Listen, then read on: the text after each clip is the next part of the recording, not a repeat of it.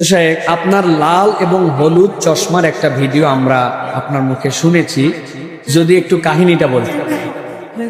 প্রিয় ভাইয়েরা, সাম্প্রতিক আমি অনেক আগে একটা কথা বলেছিলাম, এটার আংশিক কথা কে বা কাহারা প্রচার করছে, কিন্তু এই কথাটা তাত্ত্বিক একটা কথা।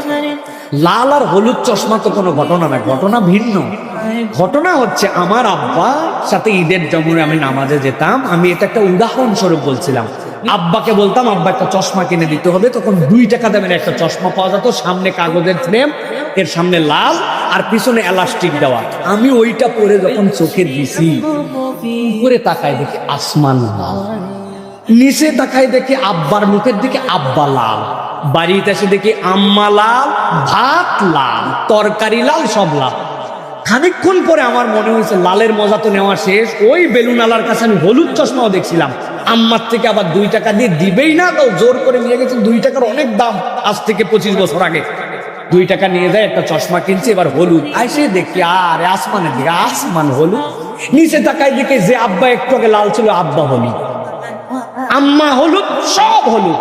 আমি এরপরে বলছিলাম বুদ্ধি খাটায়া ওই লাল চশমার ডাইনের চোখ আমি খুলে বলছি, খুলে হলুদের একটা অপারেশন করে ওই জায়গায় লাগাইছে। ডাইনে তাকালে দেখি আব্বা হলুদ, বামে আব্বা লাল। এটা কি গল্প শোনানোর জন্য বলছিলাম না, এটা বলছিলাম একটা উদাহরণ দিয়ে। দুনিয়ার অনেক মানুষ আছে, আল্লাহ বলছেন ওয়াগররাকুমুল আমানি হাত্তা জা আমরুল্লাহ। দুনিয়ার বুকে মানুষ আল্লাহর বিধানে মরিচিকার মতো, যে আল্লাহর বিধানের সমস্যা খুঁজে। কেন পালন করতে পারো না? এখনকার সমাজের বাস্তবতা। কেমন পালন করতে পারো না? এখনো বয়স হয় নাই। কেন দাড়ি রাখো নাই? বলে এখন পর্যন্ত আনস্মার্ট লাগে। কেন সুদ খাও?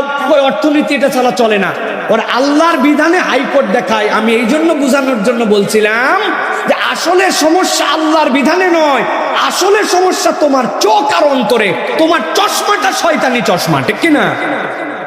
এইটা বোঝানোর জন্য আমি বলছি লাল চশমার হলুদ চশমা। এরা অল্প একটু ভিডিও কাটে বলছে আমি চোখে দিয়ে দেখছি আব্বা লাল আম্মা লাল।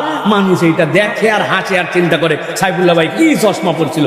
এটাকে আমি সাদে পড়ছিলাম, এটাকে আমি সাদে বলছিলাম, এটার একটা তো প্রেক্ষাপট ছিল। এই হচ্ছে মূল ঘটনা। আল্লাহ আমাদেরকে বোঝার তৌফিক দান করেন।